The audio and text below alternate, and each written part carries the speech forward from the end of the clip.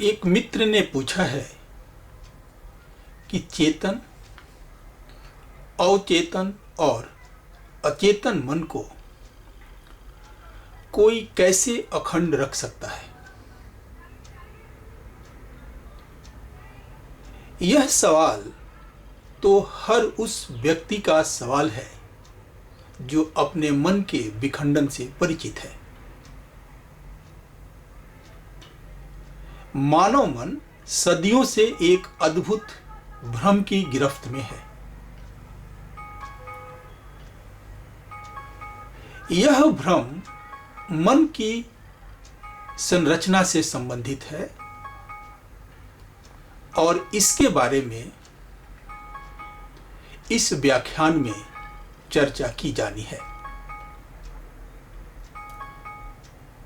जब तक यह भ्रम बरकरार है, चेतन, अवचेतन एवं अचेतन का विखंडन बरकरार रहेगा और मन का अखंड होना संभव नहीं हो सकेगा। लाखों करोड़ों में कोई एक इस भ्रम को पकड़ पाता है और मन की अखंडता को उपलब्ध हो पाता है, जो कि बहुत सरल है। असंख्य लोग इस भ्रम में ही उलझे रह जाते हैं और उनका मन हमेशा द्वंद्व की गिरफ्त में रहता है और वे जीवन के असल आनंद से वंचित रह जाते हैं।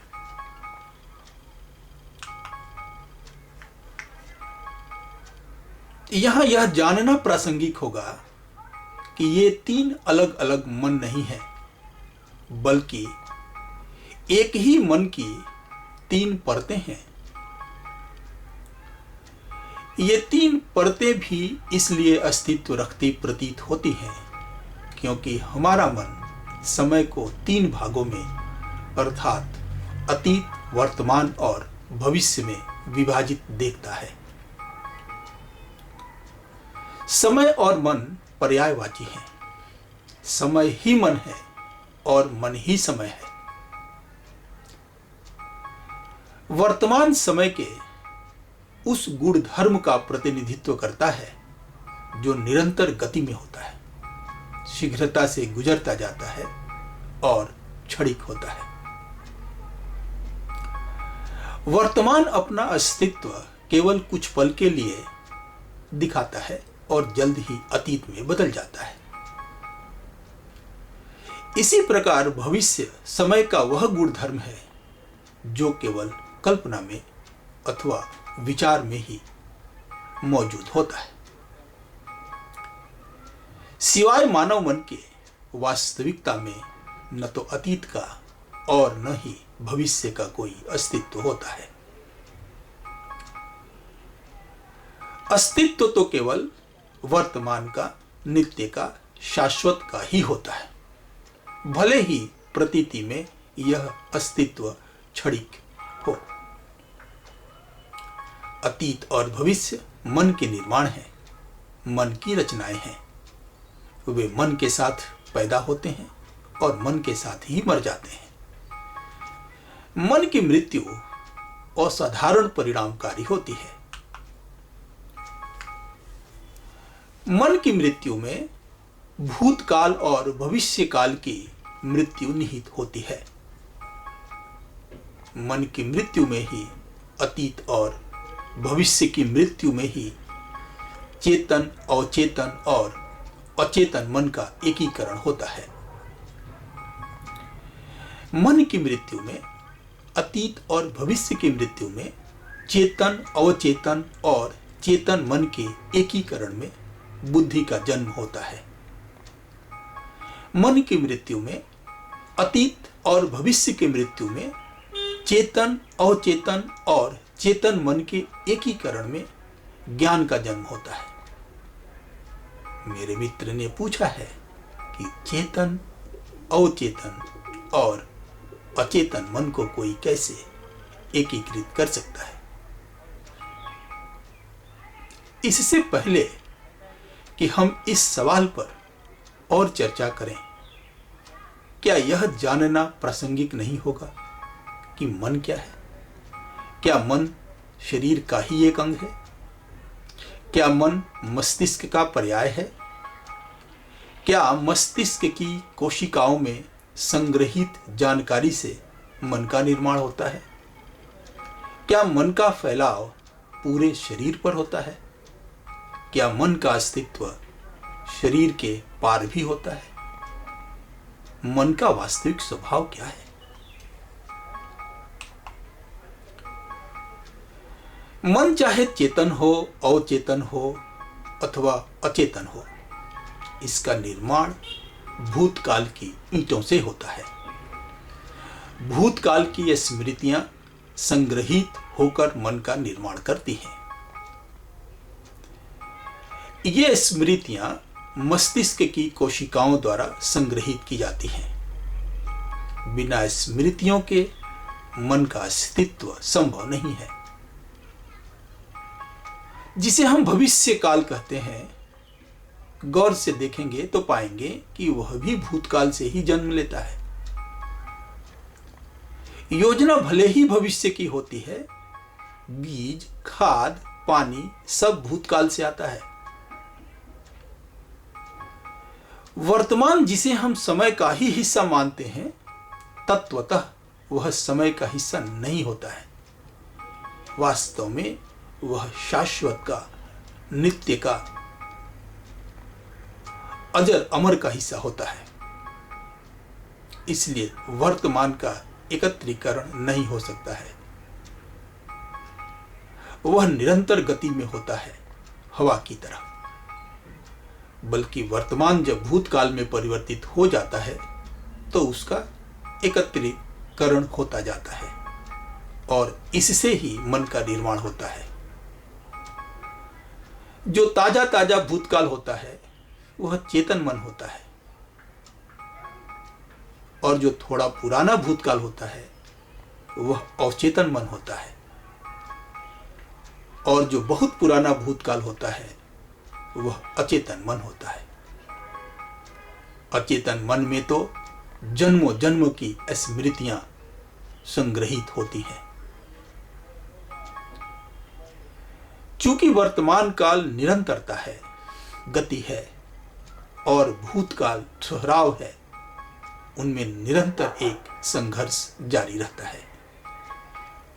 भूतकाल अर्थात मन हमेशा वर्तमान काल को परिवर्तित करने में संलग्न होता है, जिस कारण से मन को हमेशा संघर्ष में संलग्न रहना पड़ता है, क्योंकि वर्तमान काल तो क्षण क्षण में बदलता रहता है।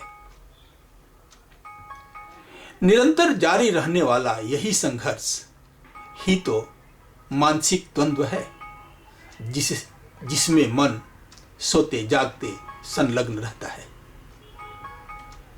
यह संघर्ष मन को एकीकृत नहीं होने देता है। मन की पसंदीदा आदत सवाल करने की आदत है। मन सवाल पर सवाल किए जाता है। मन में सवाल ऐसे उठता है जैसे पेड़ पर पत्ते आते हैं। यह मन की प्रकृति है कि वह सवाल पर सवाल किए जाए। तो मन पूछता जाता है।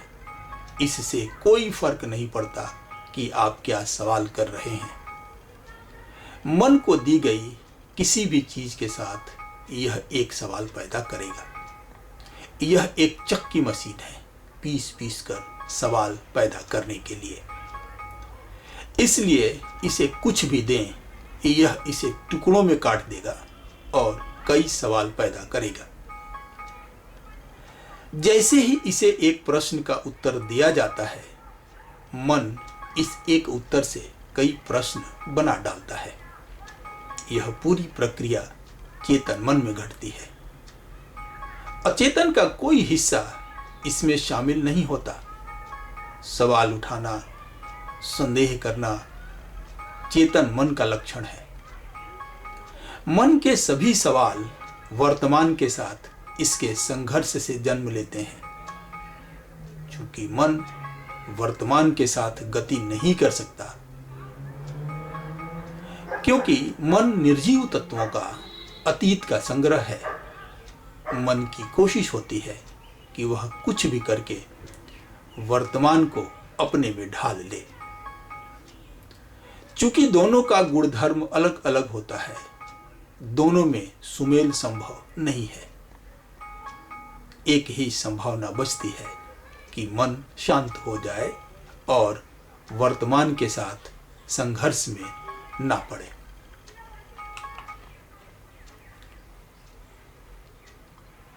मन अर्थात चेतन मन एक साधन है, एक उपकरण है।